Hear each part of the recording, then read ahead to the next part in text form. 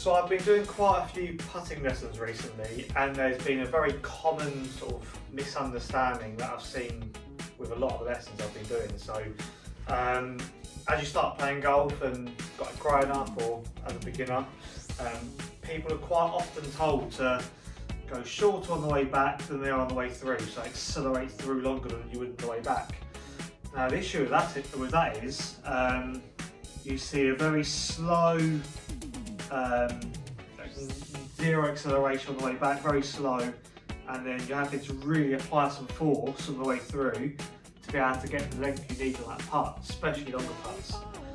The problem with that is, one, it's really going to affect your distance control, and two, applying that amount of acceleration on the way through is going to make it really hard to strike the putter not only at the middle, but also to control the club face at impact as well.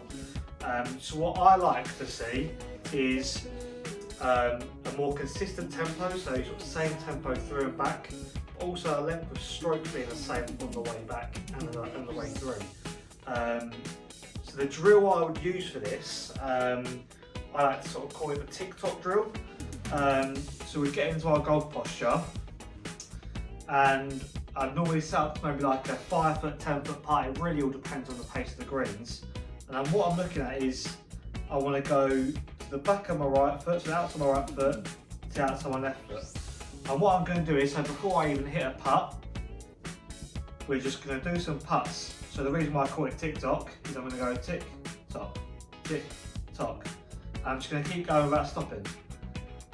So the reason why this drill is really good is, one, it gives you a really good sense of what the stroke should feel like, and two, you can really work on getting that tempo the same. So if I was doing the short back and long through, you know, it's going to look very weird, it's going to be very hard to control.